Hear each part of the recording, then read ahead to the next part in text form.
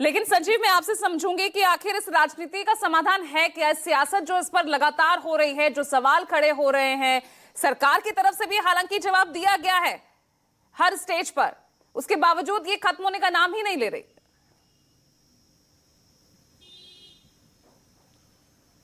देखिए, सरकार all party meeting क्यों बुलाती है?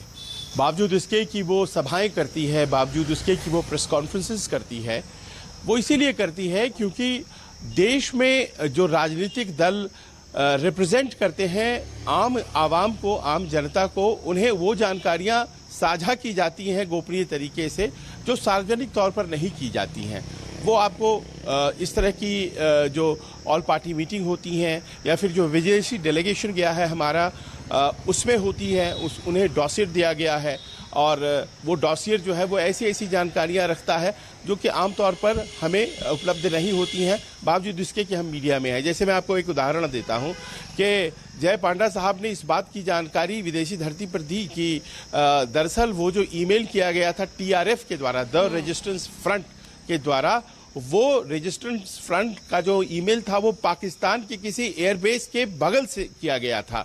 यानी कि जो टीआरएफ है वो दरअसल और कुछ नहीं है बल्कि पाकिस्तान आर्मी का ही एक एडजंक्ट बॉडी है और पाकिस्तान आर्मी ही उसको चलाती है। ये बड़ी जानकारी थी। तो इस तरह की बड़ी जानकारियां होती हैं जो कि सरकार विपक्ष के साथ साझा करती है और इसी कारण से कहा जाता है कि आप एक बैठक बुलाइए, स्पेशल सेशन बुलाइए और उसमें हमें जानकारियां दीजिए ताकि आप विश्वास में पूरे देश को ले सकें। इस बात को कहने के लिए विपक्ष जो है वो अधिकृत भी है, लेकिन अब यह है कि सरकार के ऊपर ये निर्भर करता है कि वो बुलाना चाहती है कि नहीं। ऐसा लगता है कि सामने एक सेशन जो है अगले महीने जुलाई में मानसून का सत्र शुरू हो जाएगा और अभी जो चीज़ें हैं वो पूरी तरह से सेटल हुई नहीं हैं। तो अगर पूरी तरह से चीज़ें सेटल नहीं हुई हैं, जून का बीच में महीना है और जुलाई में बुलाया जाना ही है और उसमें ये प्रश्न उठेगा ही उठेगा। मानसून सत्र तो रेगुलर जो होते हैं उसमें उठेगा ही उठेगा। तो ऐसा लग रहा है कि सरकार उस बात की तैयारी कर रही है, लेकिन एक रॉन्ग नैरेटिव न चले, ये भी अपने आप में बहुत इम्पोर्टेंट था और वो तभी दुरुस्त होता जब ये सारे सवाल जो कि पहले प्रेस उठा रहा था, बाद में उसे ऑपोजिशन ने उठाया, उसे हमारे ही देश में जवाब दे दिया जाता। अब ये बड़ा आश्चर्य होता है। देखिए, सीडीएस बड़े सम्मान का पद है और अनिल चौहान साहब का बड़ा करियर अच्छा है, लेकिन उनके द्वारा उनके मुंह से कुछ ऐसी बातें कही गई हैं जो अब बहस का विषय बन चुकी हैं।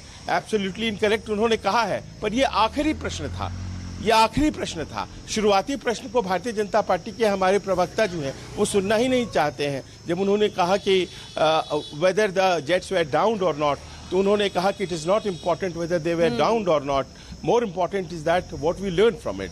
इसका मतलब है ना कहीं वो बताने की कोशिश कर रहे हैं कि गिरा तो गिरा, लेकिन हमने सीखा क्या। एकदम सही अप्रोच है, एकदम सही अप्रोच है, क्योंकि हमें तो इस बार लॉजिस्टिक्स लॉसेस जो होती हैं उसके लिए तैयार रहना पड़ता है।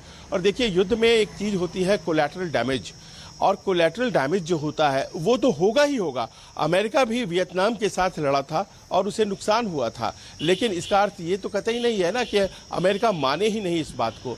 आप जब स्वीकार कर लेते हैं तो बहस को आप वहीं पर ख़त्म कर देते हैं। ये बात अभी तक एक्सप्लेन नहीं हो पाई है कि कुछ ऐसी बातें जो हैं वो हम लोगों ने नंबर्स क्यों नहीं एक्सेप्ट किए हैं। अगर हम मान लीजिए कि वो गिरी है तो वो गिरी है, उसमें क्या दिक्कत है, ऐसा थोड़ी है। लेकिन दूसरी तरफ मंशा ये देखी जा रही है कि रफाल के आसपास बहस को फिर से खड़ा करने की कोशिश कर रहा है विपक्ष, और ये अपने आप में चिंताजनक बात है, क्योंकि सेना के आसपास राजनीति नहीं होनी चाहिए, ये खुद विपक्ष भी कहता है। तो फिर बार बार कि कितने आपके जेट्स गिरे, कितने जेट्स गिरे, कभी आपने सुना पूछा कि कोई पूछ रहा हो कितने सुखोई गिरे? ऐसा कोई नहीं पूछता है। दूसरा, पाकिस्तान के कितने गिराए गए और उनके चाइनीज एयरक्राफ्ट फाइटर जेट्स गिराए गए, इस बारे में बात क्यों नहीं होती है? बात होती है सिर्फ ये कि रफाल कितने गिरे, और ये अपने आप में थोड़ा डिस्टर्बिंग तो है। पूजा बिल्कुल। और तो विजय शर्मा, कि इस चर्चा से बचने के लिए, इस राफेल की चर्चा पर बचने के लिए ही क्या सरकार जवाब नहीं दे पा रही है? मैं सीधा सवाल अब यही पूछ लेती हूँ आपसे। नहीं पूजा जी, बिल्कुल गलत बात है ये। संजीव जी ने बता दी है कि ऑपरेशन सिंदूर जारी है।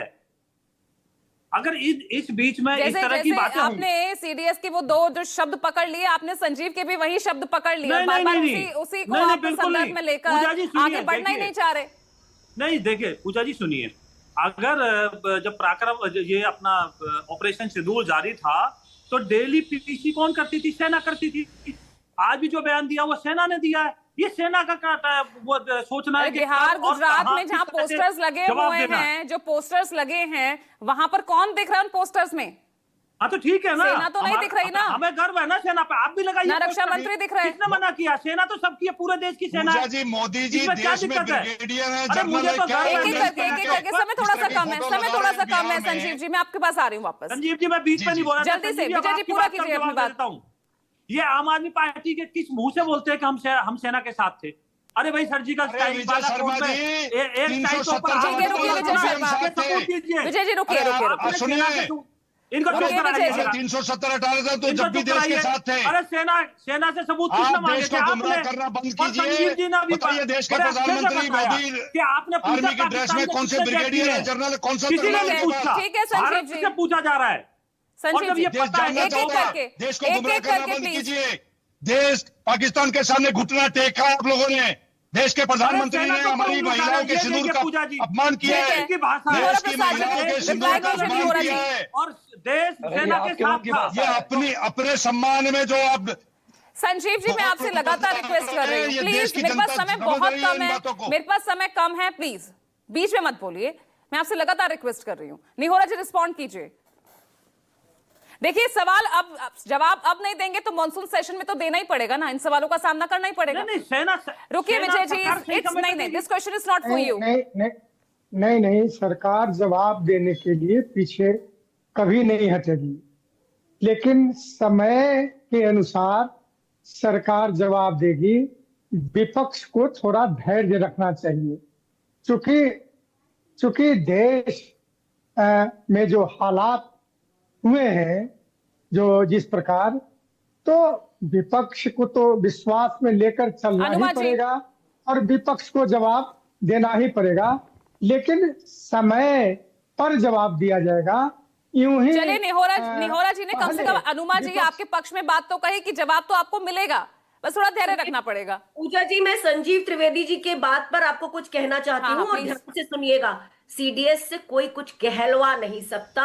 सीडीएस ने कहा है, सरकार के चरण पे दिया कहा है। और एक चीज और बता दूं, आप बहुत अच्छे रिपोर्टर हो सकते हैं, पर मैं फौज में 25 साल रही हूं, मैं जानती हूं ये बात। दूसरी बात, राफेल के आसपास की बहस आप कह रहे हैं, ये भी एक आपकी गलत फहमी है, क्योंकि जेट बने, Su-30 भी जेट है, दोनों भी जेट है। इसलिए जेट यानी कि कोई भी एयरक्राफ्ट, यूएवी भी अगर गिरा है तो वो भी जेट है। तो सवाल पूछने से बचने के लिए कहते रहिए ऑपरेशन सिंदूर जारी है, कहते रहिए धैर्य रखिए, लेकिन ये सब सरकार विदेश नहीं वो तो ये बात भी उन्होंने क्लियर किया ना कि किसी और जेट का नाम, ना सुखोई का कोई यहाँ पर चर्चा हो रही है, ना मिग 20। यहाँ चर्चा किसकी हो रही है? राफेल को लेकर ही सवाल पूछे जा रहे हैं, उन्होंने ये भी क्लियर किया। अगर मैं कहूं कि मुझे 5 जहाजों के नाम मालूम है तो क्या करेंगी आप? मैं असल में जानती हूं, तब मैं आपको बता रही हूं कि है, लेकिन उसमें सब है जो आप नाम ले रही हैं। तो इसलिए इस बात पे बहस मत करिए कि कितने क्या, वो हम जानते हैं, हम फौज के लोग हैं, हम सब जानते हैं। लेकिन दुर्भाग्य इस बात का है कि अभी ऑपरेशन सिंदूर जारी है, सवाल मत पूछो, समय आएगा तब पूछेंगे। यानी कि आप विदेशी धरती पर सीडीएस से ये कहलवा दें, आपने कहलवाया है, सीडीएस ने नहीं कहा है, उनसे कोई स्लिप ऑफ टंग नहीं हुआ। मैं अगर 25 साल मैंने वर्दी पहनी है ना, तो मैं जानती हूँ सीडीएस के कहलवाया गया है और वहां कहलवाया गया है। यहाँ कहने से चुनाव अभी तो आप शुरू में कह रही थी उनसे कोई कुछ कहलवा नहीं सकता। नहीं, मैंने कहा ना उनसे कहलवा नहीं सकता, मतलब कहा गया है कि दीपक रंजन कंक्लूडिंग कमेंट जल्दी उनसे से। ऐसा नहीं हुआ है, गलती नहीं हुई है। देखिए पूजा, नमस्ते ट्रम्प। अब की बार ट्रम्प सरकार कहने वाले, ट्रम्प 11 एक्स पे पोस्ट कर रहा है और कहता सीज फायर हमने करा दिया, हमने मध्यस्थता कर दी, और आप एक उसका खंडन नहीं कर पा रहे हैं, आप उसका जवाब नहीं दे पा रहे हैं। यही मुख्यमंत्री योगी आदित्यनाथ हैं जिन्होंने कहा था कि अब की बार तीसरी बार मोदी की सरकार बना दो, 6 महीने के अंदर अंदर हम पीओके पे हम कब्जा कर लेंगे, बलूचिस्तान को मना कर देंगे। कहा आज 1 साल से ऊपर हो गया भाई, डेलीगेशन तब नहीं क्यों नहीं बना? तो ये आपका ये आपका जो एटीट्यूड जो है इस वक्त जो दिख रहा है इस वक्त विपक्ष का, अपनी सरकार में अविश्वास ही तो दिख रहा है ना दीपक रंजन। नहीं, आप कहते तो हम तो भाई, विपक्ष तो पूरा समूचा विपक्ष आपके साथ खड़ा हुआ है। आप विपक्ष को कहां लेकर चलते हो? आप ऑल पार्टी कमेटी मीटिंग्स बुलाते हो। चलिए ठीक है आज बस वक्त इतना ही है, लेकिन सवाल लगातार यहाँ उठ रहे हैं। पहले एयर चीफ मार्शल, उनके बयान को लेकर सियासत यहाँ होती नजर आई, अब उसके बाद सीडीएस का ये बयान जो राजनीति में एक नया भूचाल की तरह आ गया है, और एक बार फिर अपने सवालों के साथ विपक्ष पूरी तरह से एक्टिव दिख